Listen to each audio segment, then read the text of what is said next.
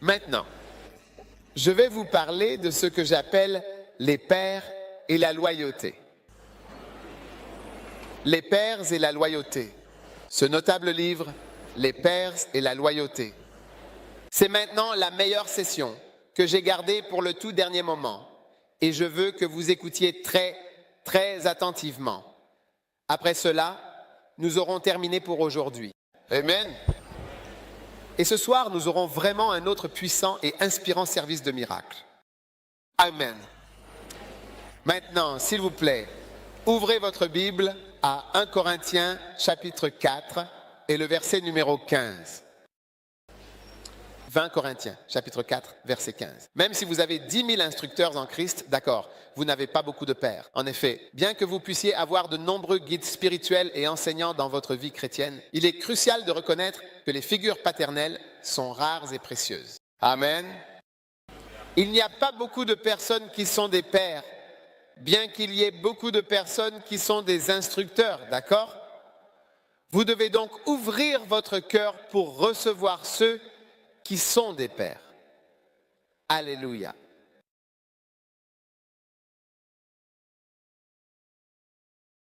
Amen. Et lorsque vous faites cela, vous allez être grandement bénis. Alléluia. Une personne qui n'a pas de père, d'accord, est très différente d'une personne qui a un père. N'est-ce pas vrai? Pendant la guerre, certaines personnes ont perdu leur père. N'est-ce pas vrai? Mais quelle est la différence? Si vous venez et dites, cet enfant a perdu son enseignant, l'enseignant de l'école a été tué, et que vous comparez cela à cet enfant, son père a été tué. Lequel est le pire? Y a-t-il même une comparaison possible? L'enseignant de son école est vraiment mort. Oh, désolé. Mais son père est mort, certainement. C'est une chose différente. Rien que cela vous enseigne déjà bien la différence entre un père et un enseignant, certainement. Donc, vous devez comprendre qu'il existe différents types de pères. Ce ne sont pas seulement les pères biologiques qui sont de vrais pères. Il y a des personnes qui sont des pères. Ce sont des hommes vraiment spirituels, mais ce sont vraiment des pères. Et vous devez savoir que la différence est comme de 1 à 1 000. Vous savez, vous le comprenez en comprenant. Si vous me dites que cet enfant, l'enseignant de l'école est mort, et que vous dites que cet enfant, le père est mort, ce sont deux choses totalement différentes. Amen. Et c'est ainsi. Le père est totalement différent de quelqu'un qui est simplement un enseignant dans votre vie.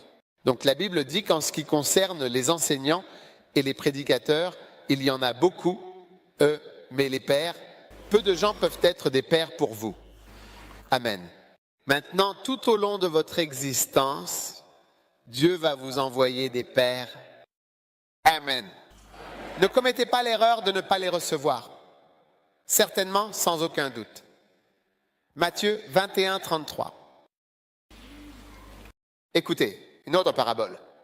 Il y avait un maître de maison qui planta une vigne et l'entoura d'une haie protectrice. Matthieu 21, 33. Il y creusa un pressoir, bâtit une grande tour imposante, la loua à des vignerons locaux et puis il partit pour un pays lointain. Quand le temps des fruits approcha, il envoya ses serviteurs fidèles et dévoués vers les vignerons pour recevoir les précieux fruits mûrs de la vigne. Mais les vignerons prirent ainsi ses serviteurs, battirent l'un, tuèrent l'autre et lapidèrent le troisième. Il envoya encore d'autres serviteurs et encore en plus grand nombre que les premiers. Amen. Et ils lui firent de même, d'accord. Ainsi, en effet, jusqu'à ce qu'il envoie son fils. Maintenant, remarquez ceci.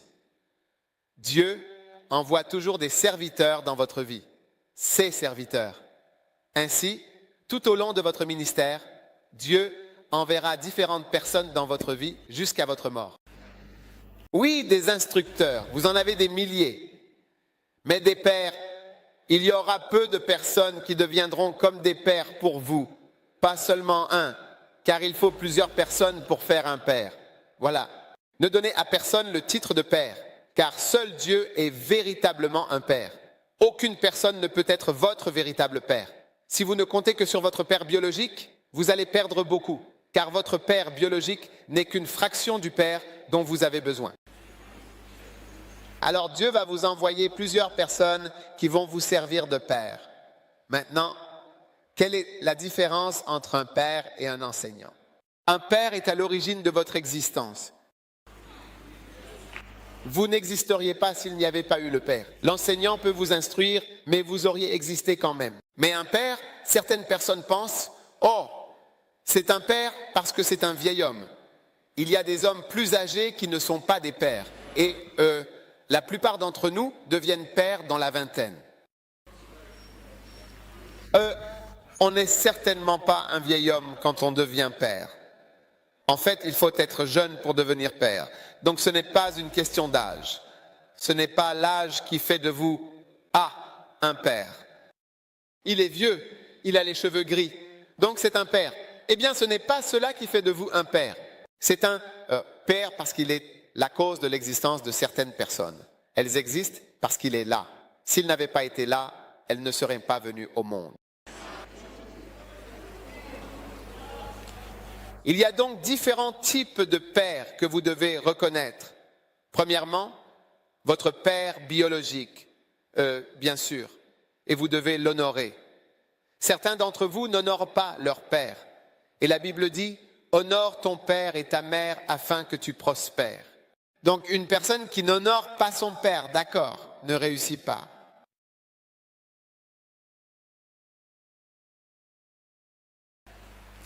Et certaines d'entre vous, les mères, si vous aimez vraiment vos enfants, vous laisserez certainement votre enfant honorer son père. Même si vous vous êtes disputé avec lui, parce que beaucoup de filles, de femmes, parce que vous vous êtes disputé avec l'homme par qui vous avez eu un enfant, vous ne voulez même pas que l'enfant voie cet homme. Mais la Bible dit, honore ton père et ta mère afin que tu prospères. Donc l'enfant, si l'enfant est certainement maudit, c'est que vous maudissez votre propre enfant en l'empêchant de connaître son père ou de le respecter. Oui, parce que honore ton père, afin que tu prospères, et ta mère aussi. Et tu dois honorer ta mère. C'est pourquoi je ne laisserai certainement pas mes enfants manquer de respect à ma femme, à leur mère. L'une des punitions les plus sévères que j'ai infligées à l'un de mes fils un jour, c'était avec ma ceinture. Oui, l'une des plus sévères, c'était quand il a été impoli envers sa mère. Et je lui ai dit, tu peux faire beaucoup de choses, mais tu ne peux pas manquer de respect à ta mère. Je l'ai frappé jusqu'à ce que ma main saigne. Oui, ma main saignait. Pas la sienne, ma main saignait. Oui, c'est vrai.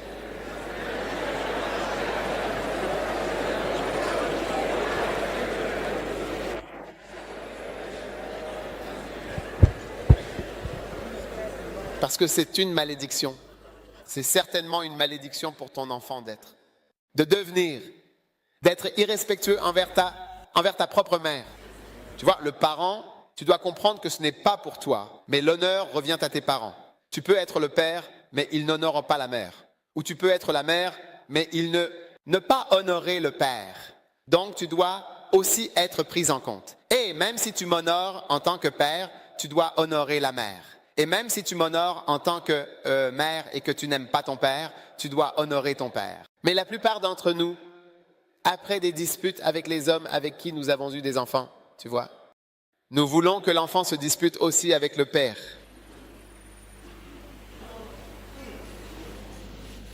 C'est vrai ou ce n'est pas vrai?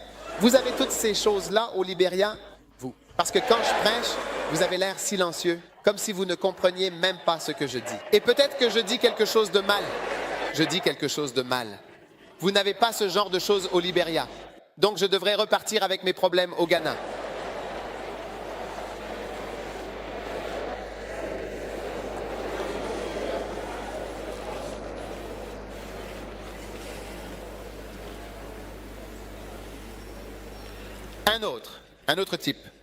Un autre type de père.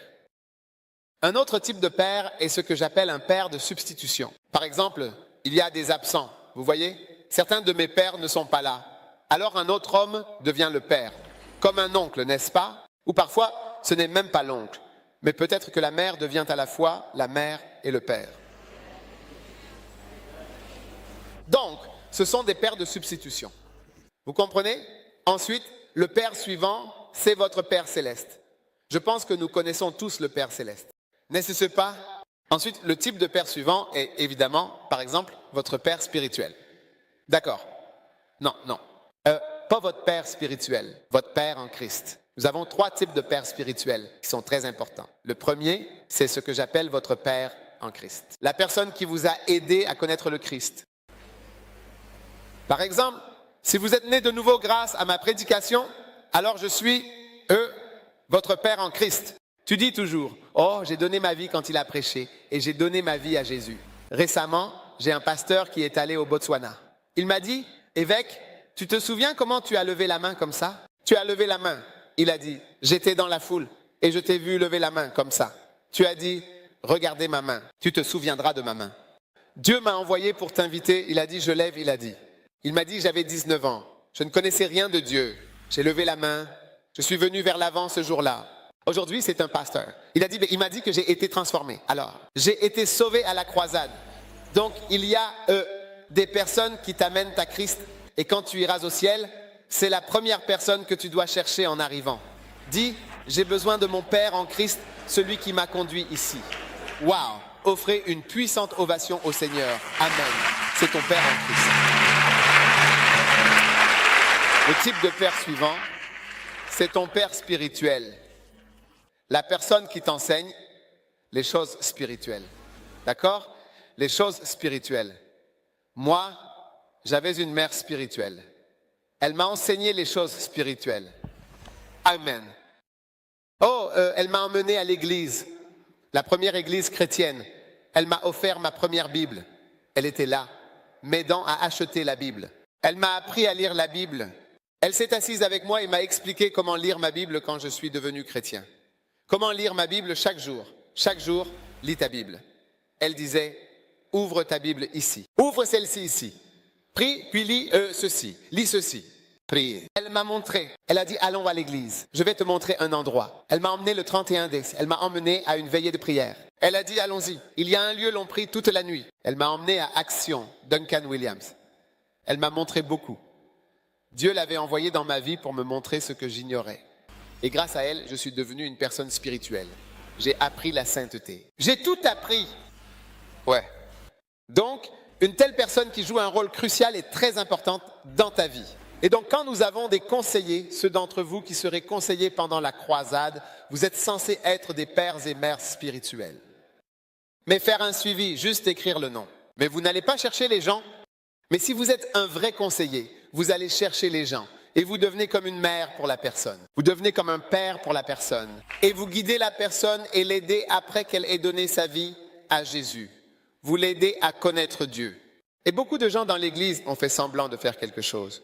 Mais le vrai travail, vous ne le ferez jamais. Il y a un grand homme de Dieu, dans notre pays. Vous savez, il prêchait l'autre jour et il a montré du doigt en disant, regardez cette femme, quand j'ai donné ma vie à Christ, elle était étudiante. Elle est venue me suivre et m'a aidé à connaître Dieu. Vous voyez, beaucoup peuvent désigner des personnes qui nous ont aidés spirituellement à devenir spirituels. Amen.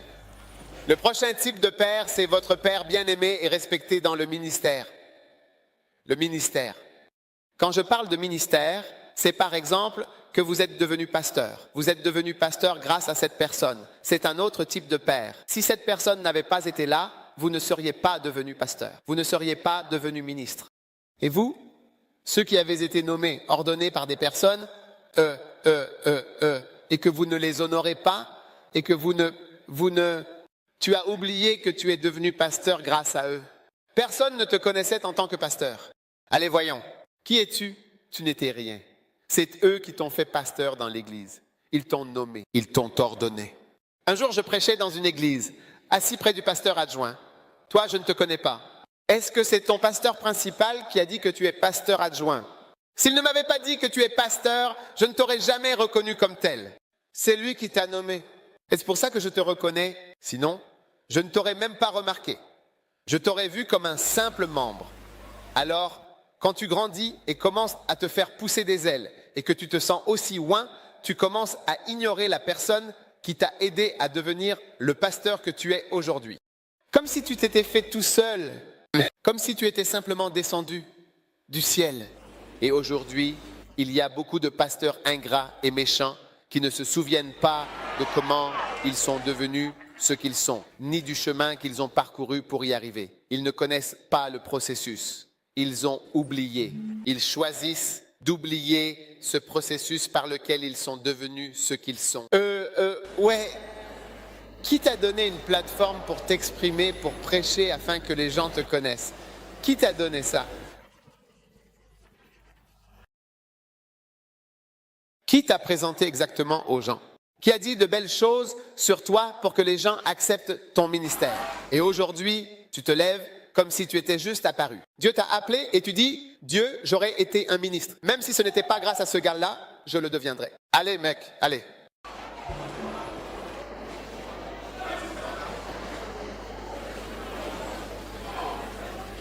On en a vraiment assez de vous, les gens ingrats.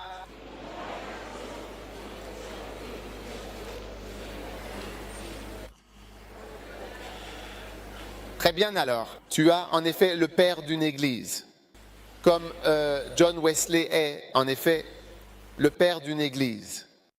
Amen. Le père d'une église, c'est, comme on le sait, le fondateur de l'église en général.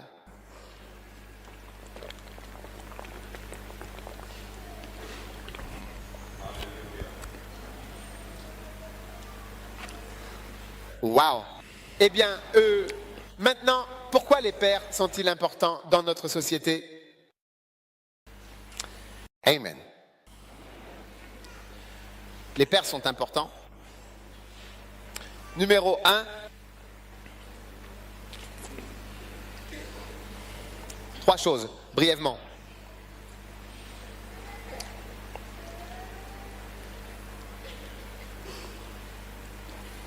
Tout le monde doit écouter celle-ci. Est-ce que vous écoutez? Y a-t-il des pères en Ibérie? Des pères spirituels? Des pères qui ont vraiment fait exister des choses, qui ont vraiment survécu? Ils sont restés ici pendant la guerre, au péril de leur vie. Ils ont été là, ils ont souffert, traversé beaucoup d'épreuves. Et certains d'entre vous ont grandi et sont devenus des personnes spirituelles grâce à leur vie et à leur ministère. Vous feriez mieux de faire attention. Ils sont vraiment différents des gens ordinaires. Dans ta vie, sois très, très prudent. La personne peut être sur son lit de mort. Et s'il dit un seul mot à propos de ta vie changera à jamais. Il peut même simplement te dire que tu seras fatigué. Dans cette vie, tu seras fatigué. Tu seras toujours fatigué.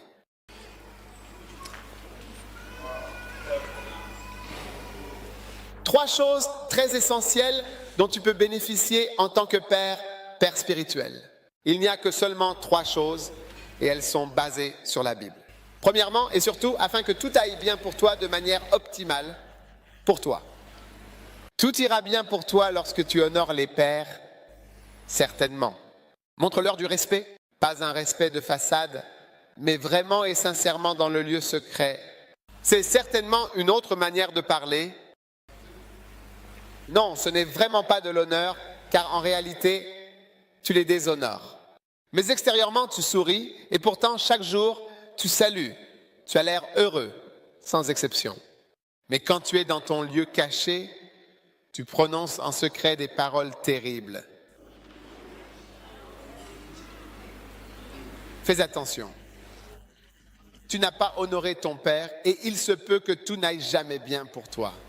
J'ai entendu Derek Prince, un grand pasteur, dire quelque chose.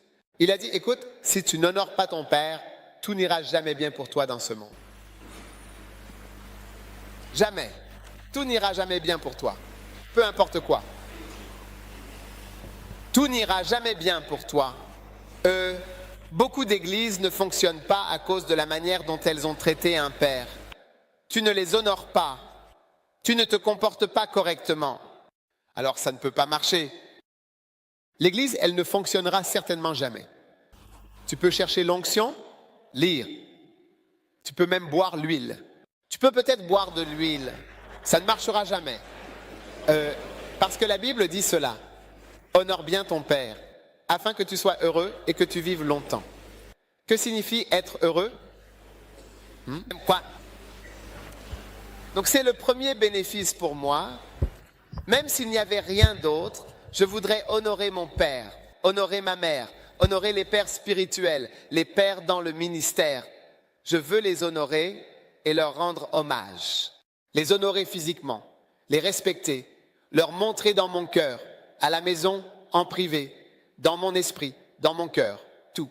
Les honorer, pas à moitié comme ceci, à moitié comme cela, afin que tout aille bien pour moi. C'est tout ce dont j'ai besoin. Combien veulent simplement que tout aille bien pour eux? Ouais, seulement 6 d'entre vous le veulent. Seulement 6 d'entre vous veulent que tout aille bien pour eux. D'accord. Numéro 2. Il y a juste 3 choses. La première, c'est absolument que tout aille vraiment bien pour toi. La deuxième, que tu vives longtemps. Waouh! Donc, quand tu honores ton père et ta mère, d'accord, ou que tu honores ton père spirituel. Je parle maintenant des pères, surtout des pères en particulier. Toi, tu es maintenant délivré. Amen. Des choses, certaines choses, qui peuvent potentiellement raccourcir la vie. Il y a beaucoup de choses qui raccourcissent nos vies. Donc, honorer un père peut te sauver d'un accident qui raccourcirait ta vie? Oui. Étonnamment, même pas une prière. Parfois, quand tu vas voyager, tu pries. Prions. Tu penses que cette prière va te sauver, mais peut-être que c'est l'honneur rendu à un père qui te sauvera même de quelque chose qui raccourcirait ta vie. Cela te sauvera certainement d'une maladie qui raccourcirait ta vie. Cela te sauvera de tout ce qui pourrait raccourcir ton ministère. Il faut honorer les pères pour pouvoir prolonger ton ministère au-delà d'un certain temps. Si Dieu ne le veut pas ou si Dieu ne t'aide pas, ton ministère ne peut pas se prolonger. C'est pourquoi certaines personnes ont des ministères courts, des ministères qui ne durent pas longtemps. Les gens prédiront ta chute et en vérité, tu tomberas. Alors, au lieu de devenir trop grand au Libéria, que fais-tu au Libéria? Qu'as-tu? Qu'as-tu? Que fais-tu? Libériens, avez-vous atteint le monde? Au lieu de déshonorer les gens et de manquer de respect aux hommes de Dieu, demande-toi, qu'as-tu accompli pour Dieu? Vous êtes la nation chrétienne. Vous auriez dû envoyer des évangélistes au Nigeria et au Ghana. Vous auriez dû envoyer des missionnaires ailleurs. Au lieu de rester ici à recevoir des missionnaires tout le temps. Vous êtes les premiers chrétiens ici. N'êtes-vous pas ceux-là? Je vous demande si ce n'est pas vous. Vous aviez la première station de radio chrétienne. Pourquoi n'avez-vous pas envoyé de missionnaires âgés? Pour y fonder des églises? Et venir nous tendre la main. Et lorsque Dieu a envoyé des personnes honorables, des pères honorables et de grands hommes de Dieu sont venus ici pour fonder des églises et accomplir de grandes œuvres, vous ne faites que parler contre eux et les critiquer. Vous feriez mieux de faire attention. Vous feriez mieux de faire attention. Vous n'honorez pas les pères que Dieu a élevés. Il y a des pères qui sont même, nous les appelons bien des pères internationaux. Ce sont des pères qui sont des pères internationaux. Yonggi Cho, par exemple, est un père international. Billy Graham, par exemple, est l'un des pères internationaux. Nous avons des pères nationaux et des pères internationaux à l'échelle mondiale. Kenneth en faisait partie. À l'échelle mondiale. Il n'y en a pas beaucoup comme cela à l'échelle mondiale, des pères internationaux. Vous devez faire attention. Certains d'entre vous critiquent l'évêque Oyedepo. Ce sont des figures mondiales dans tous les CDN où je suis allé, en Afrique, même dans les coins reculés de l'Afrique, dans les recoins de la Guinée. J'irai là-bas et je trouverai Winners Chapel. Et toi, qu'en est-il de ton ministère? Est-ce qu'il s'est même déplacé d'ici à G ou d'ici à Ebanga? Toi, tu ouvres ta grande bouche pour parler. Quelqu'un vient de très loin. Il envoie le mystère partout, construit des églises.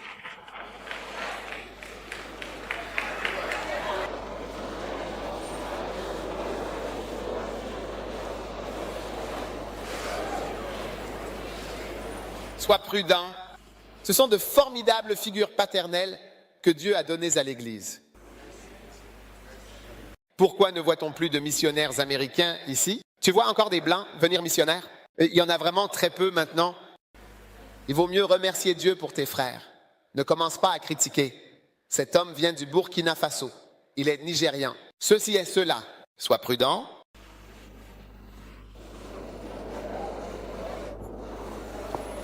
Et la troisième raison, en plus de cela, la belle récompense pour avoir honoré un père, c'est de recevoir un héritage. Un héritage, waouh!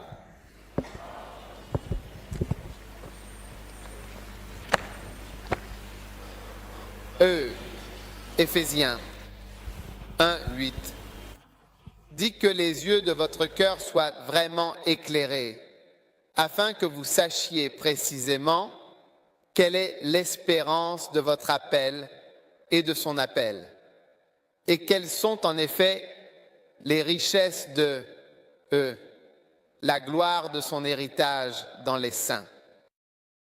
Amen. Maintenant, certains d'entre vous n'ont même pas entendu ce que j'ai lu. Laissez-moi le relire. Vous n'avez même pas écouté ce que je disais. Il a dit que les yeux de votre intelligence, Éphésiens 1, 18, doivent être éclairés, qui doivent être éclairés, afin que vous sachiez quelle est l'espérance de votre appel, de son appel, et quelles sont les immenses et inestimables richesses de la gloire resplendissante de son héritage éternel, destiné aux saints, ces êtres choisis et bénis. Qu'est-ce que je veux dire? Il y a quelque chose comme, ce n'est pas un héritage physique, c'est un héritage spirituel important. Amen. Combien veulent un héritage spirituel à la fin? Oui. Maintenant, c'est la raison très importante pour laquelle vous devez honorer les pères et avoir un père. Certains d'entre vous sont comme des orphelins sans père dans le ministère. Vos pasteurs ne peuvent même rien apprendre de vous. Parce que vous n'avez personne que vous admirez. Eux non plus ne savent pas pourquoi ils devraient vous admirer. Alors écoutez bien. Si vous êtes sans père, vous êtes sans espoir. Pensez à un petit enfant en temps de guerre dont la mère est morte, dont le père est mort. Quel est l'espoir de cet enfant? Aucun espoir. Seul Dieu peut prendre soin de cet enfant. Amen. Une personne qui a un père, très bien, est une personne qui va certainement recevoir un héritage.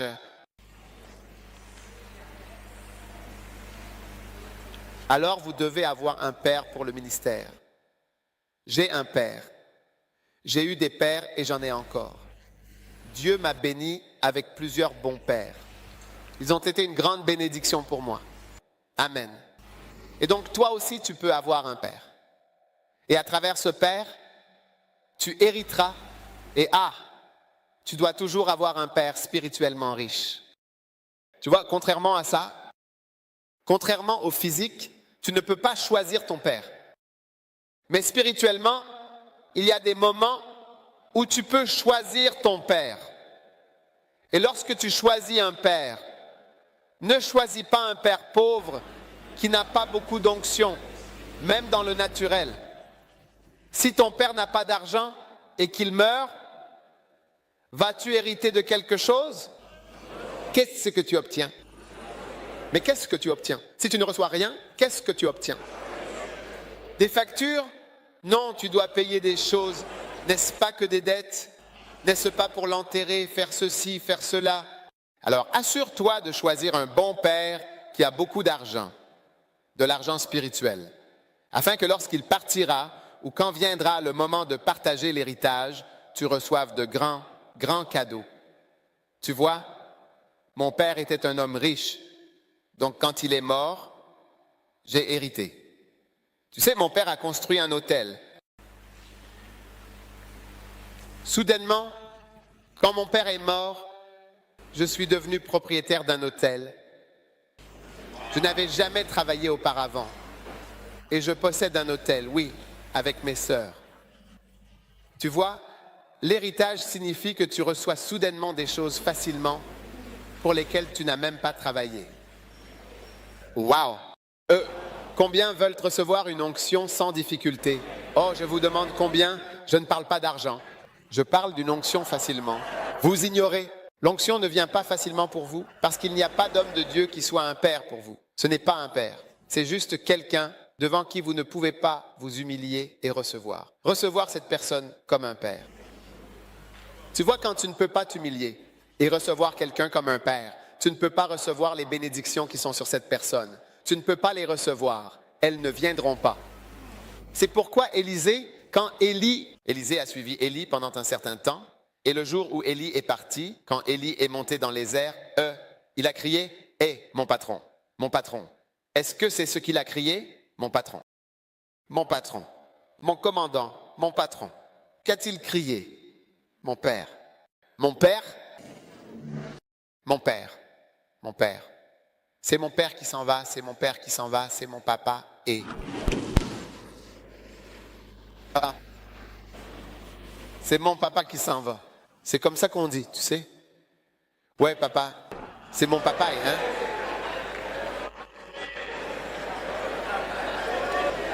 C'est comme ça qu'on dit, c'est mon papa.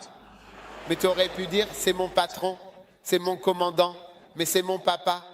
C'est mon papa qui monte là-haut. Allez. Et c'est comme, mais Élisée avait un vrai père. Vous voyez, Élie était appelé Élisée, fils de Shaphat. Le père d'Élisée s'appelait Monsieur M, Shaphat. Mais après avoir travaillé avec Élie pendant un temps, il a dit, ah, c'est mon papa. Oh, c'est mon papa. Même si son vrai papa était Shaphat, c'est son père biologique. C'est pour ça que je vous disais. Nous avons différents types de pères. Nous avons les pères biologiques, mais aussi les pères spirituels, les pères dans le ministère. Donc, après avoir travaillé avec lui pendant un certain temps, il est venu à lui comme un fils et il est devenu pour lui comme un père. Alors, quand il l'a vu partir, c'était tout à fait naturel de dire « Papa, père, mon père.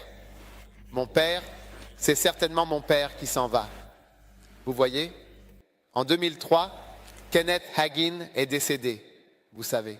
J'étais au Kenya, j'étais dans un bus. J'étais dans un bus à l'aéroport du Kenya.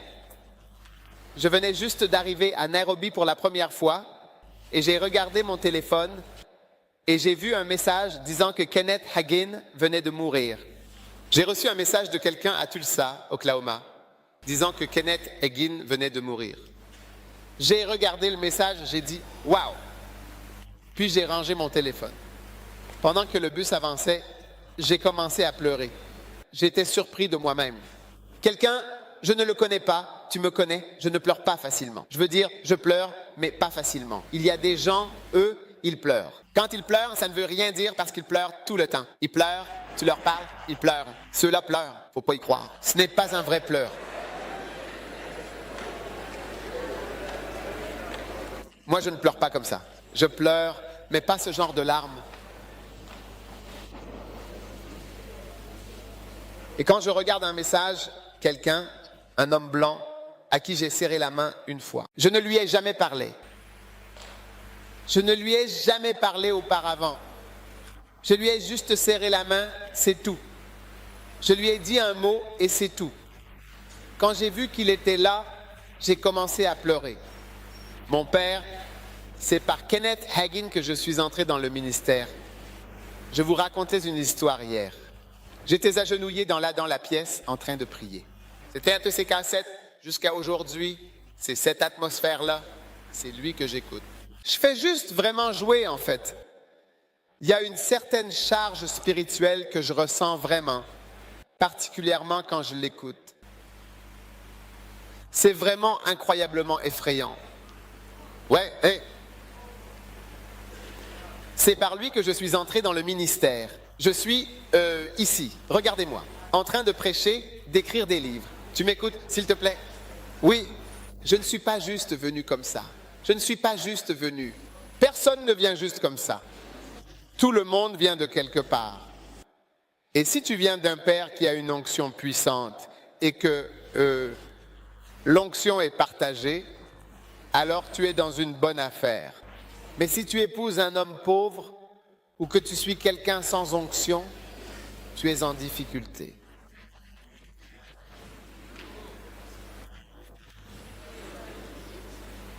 Ouais, oui. Et tu vois, seules les filles peuvent vraiment recevoir un héritage, pas les grands hommes. Tu es vraiment trop important pour être un fils. Tu vois, quand mon père est mort, il avait beaucoup d'employés. Mon père avait un hôtel. Il n'a rien donné à personne. Tous ceux qui travaillaient dans son hôtel, il ne leur a rien donné. Il était avocat. Mon père était avocat. Il avait des gens qui travaillaient pour lui. Il n'a rien donné à personne. Pourquoi devrait-il te donner quelque chose? Es-tu son enfant par hasard? Tu es son collègue? Tu travailles avec lui? Il avait des chevaux. Mon père avait des chevaux et des jockeys. Il avait des entraîneurs. Il n'a rien donné à personne. Nous seuls sommes ses enfants. 1, 2, 3, c'est tout.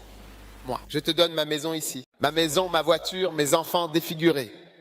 Ce sont les enfants qui reçoivent les choses. Les grands patrons ne reçoivent rien. Les grands hommes non plus. Trop grands pour recevoir, lire, écouter, s'humilier. Ils ne reçoivent rien. Ce sont les enfants. Ce sont les enfants qui reçoivent l'onction. C'est pourquoi Élisée a crié « Mon père, mon père, mon père, encore. Mon père, mon père, mon père. »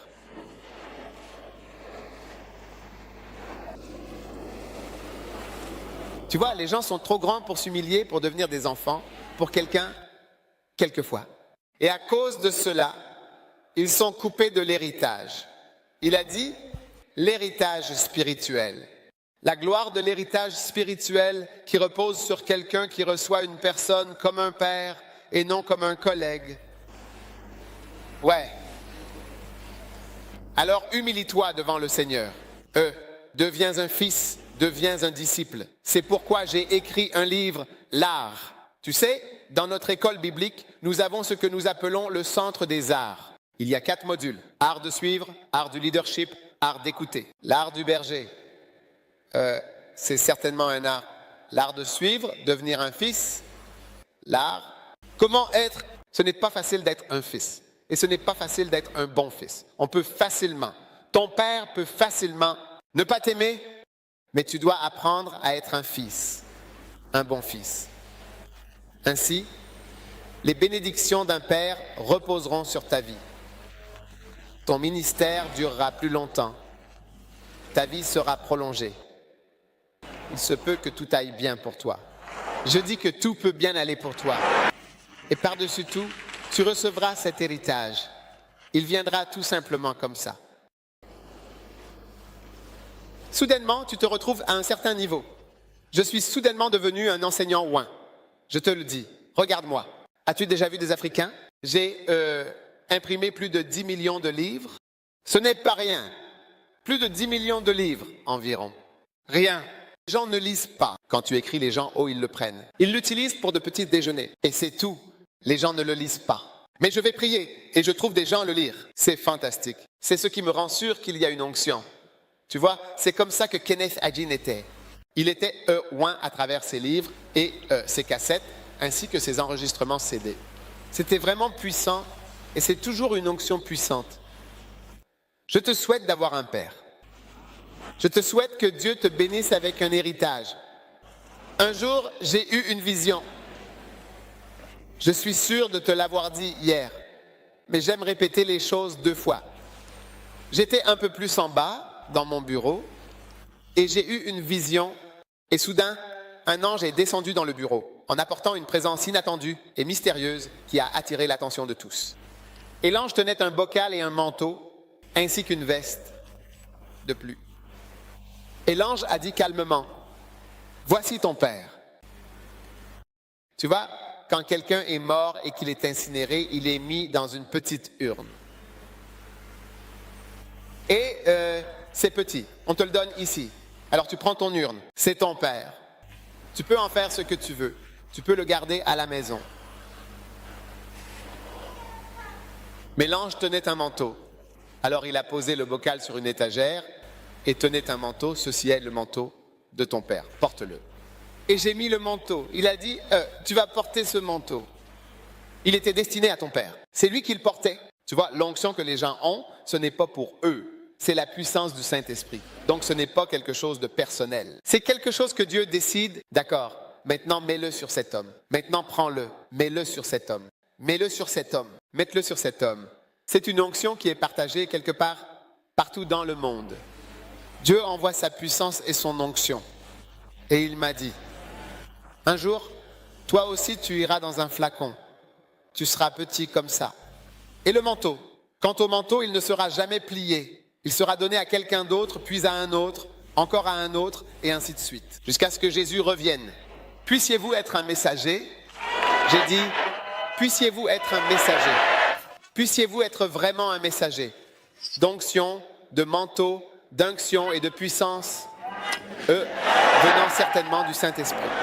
Que la puissance de Dieu repose sur vous. La puissance de la bénédiction d'un Père pour un Fils. Que cela soit votre part.